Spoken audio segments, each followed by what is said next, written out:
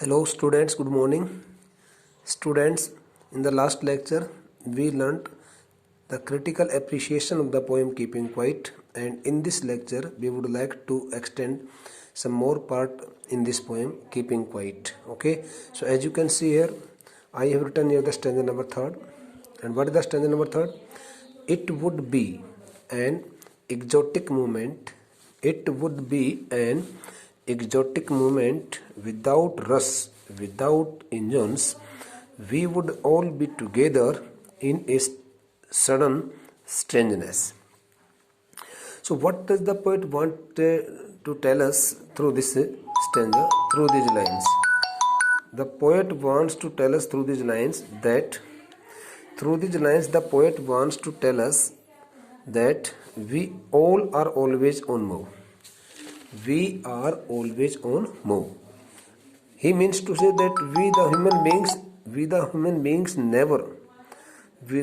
human beings never stop our works. We keep ourselves busy. We keep ourselves busy even every time in accomplishing our works. We all keep ourselves fully busy every time in doing our all kinds of works. Okay, without minding to the condition of our health and mind, without minding to our worst conditions, without minding to the worst condition of the other laborers, but we keep working. The poet is deeply pained to see it all. The poet does not want to see the human beings fully engaged in all kinds of activities every time. He wants to say that we human beings should stop our works for a moment and take rest. We all human beings living in different parts of the world should stop our works for a moment, okay, and take rest. We should also introspect ourselves. He also hints at the most important point that the engines. The word engine stands for here. The word engines stands for here the industrial works. As you know that the engines always go on working in the industries and companies, okay, causing much pollution in the environment, and causing so much harm to the other living beings also on this land, in this world. So that's why the poet says here that I would like to explanation here through these lines, as I have written here. Through these lines, the poet tells or wants to tell us. The poet tells that we are always on move. Okay, here the full stop. We are always on move. We keep ourselves busy, fully busy, every time in accomplishing our works. Accomplishing means completing our works, doing our works, and go on rushing in our lives. It means there is no rest in our lives. We don't take any kind of rest in our lives. We keep ourselves fully engaged in different kinds of activities. That's why the poet openly urges. What kinds of urges the poet gives to us? Urges that all engines, here the word engine stands for referring industrial works. All engines, I mean to say industrial works causing harms to environment,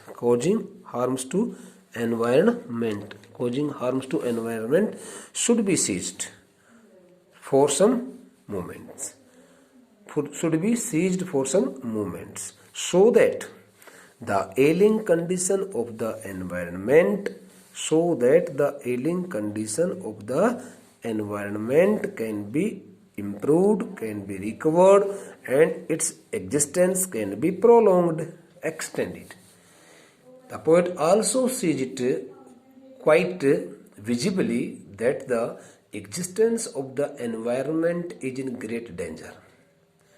The pollution is mainly caused by the industrial wastes and the air pollution, sound pollution, noise pollution caused by the industries, caused by the engines running in different industries is also harmful for the environment.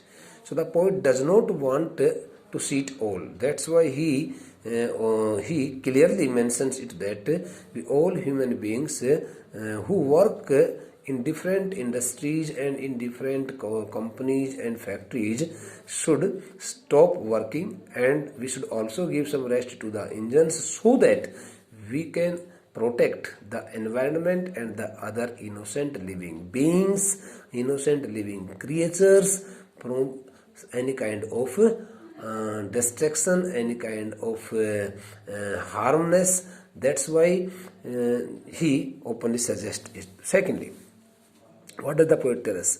The poet declares silence as exotic. Now you can ask why the poet has called the silence as exotic. Exotic stands for strange. The word exotic means strange, uncommon. Why did the poet call the silence uncommon or strange silence? Because this silence will make us blissful. Because when we all stand together, when we all be together, when we all sit together, when we all share our feelings together, so it would surely be a blissful moment to all of us. Blissful moment to all of us, strange moment to all of us, and will bring complete equilibrium, means balance, and it will also set up a new balance, new coordination among the people in the society. Because the poet also observes it very carefully, very nicely, that those who are always busy in hurting or in exploiting, in humiliating the others in different ways, okay, should also be connected to this main stream of society, main stream of life, and they should also be given a chance to sit and stand together with the downtrodden, with the underprivileged, so that they can also learn a good lesson of humanity. Now they are totally cut off from such kind of things. Okay, now here we would like to give here the poetic devices as used in this stanza. What are the poetic devices? As you can see here in the stanza, without rush, without engines. Without rush, without engines. So now the without word has been used twice. That's why the word without has been the part of repetition. What is the figure of speech here? Repetition. Okay. So now I would like to give here one more words here. We would. Now the word starts here with W, and this also starts with W. So both the words start with the same consonant, W and W. So now in these two consecutively written words, we find here the alliteration. The same sound comes from this word and the same sound comes from this word. Sudden strangeness, S-U-D-D-N, sudden. Here the word starts with S, and here the word starts with the letter S, and the word starts with the letter S. Okay, so now here we find the same poetic device, alliteration. What is the poetic device here? Alliteration. A-L-L-I-T-E-R-A-T-I-O-N, alliteration. Okay. So dear students, I think you have understood the sense of this stanza very carefully. Again I tell you here, if you have not understood it, it would be an exotic moment without rush, without engines.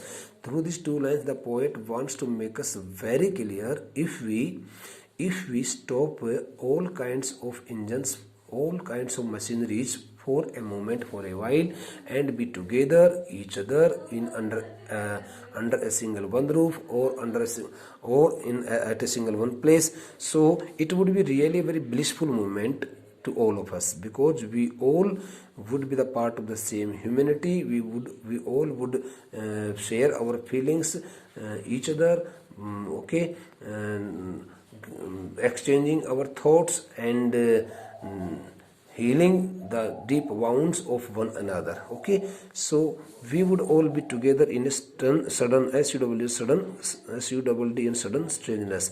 So these the two lines tell us that when it all happens, so we all human beings would find it a very strange and uncommon moment which we hardly find in our day-to-day life. So this is the explanation of this stanza. Now I would like to proceed to the next stanza here. Okay, so the next stanza is to be explained by me here. Okay, be ready. What is the next stanza here? Fisherman in the cold sea. Dear students, here the word fisherman has been used here not only for the person who catches the fish. Who catches the fish? No. The word fisherman also refers to here in this stanza. The word fisherman stands for here those persons who are the oppressors, who are arrogant, who are the oppressors, arrogant, haughty, means in Hindi घमंडी, जो थोड़े से घमंडी type के लोग होते हैं, जिन लोगों के अंदर बहुत गुस्सा भरा हुआ होता है. So the word fisherman in the cold sea, the word cold sea stands for here, the cold sea stands for here the society of the innocent person. Or you may say here the cold sea stands for here in the aggressive world also. People living in the aggressive world,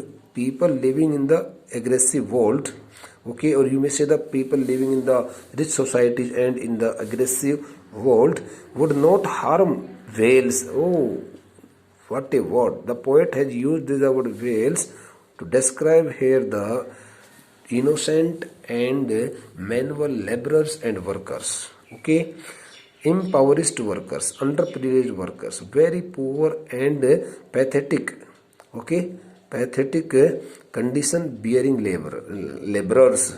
The word whale stands for here. So what do you mean by these two lines? Fishermen in the cold sea would not harm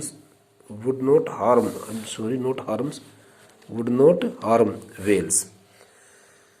The persons, the people who live in the rich societies, people living in the rich societies, people live in the aggressive and impatient world, okay, known as tyrants, oppressors, oppressors, arrogant, haughty, okay, would not get a chance to harm the innocent workers, innocent people. If they are asked to leave their jobs, if they are asked to take some rest in peace and harmony, if they are asked to sit and stand by the side of these old peoples, they would also learn a good lesson of humanity, and they would not be able to hurt the feelings of others. And the man gathering salt would look at his hurt hands.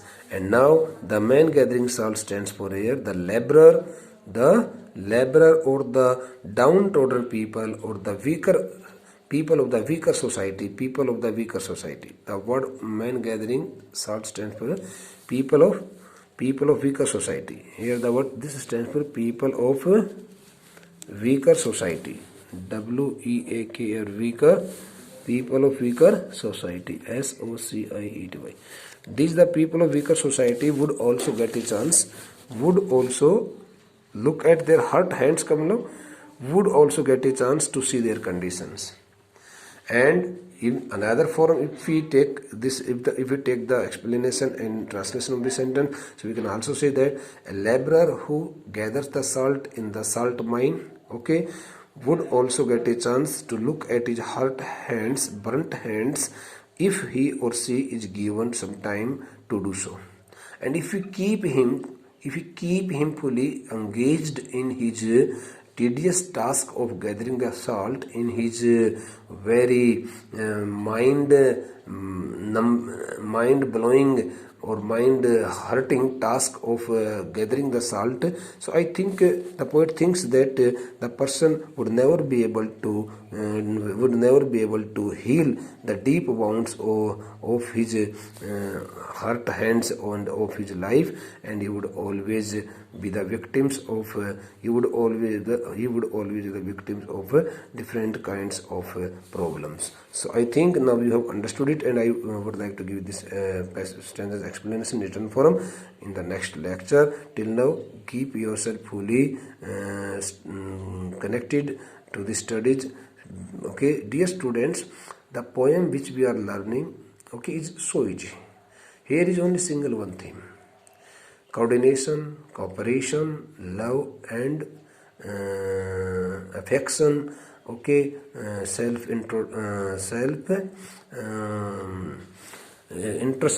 introspection or retrospection. Okay, mutual understanding. These are the main words which are highlighted here in this poem by the poet.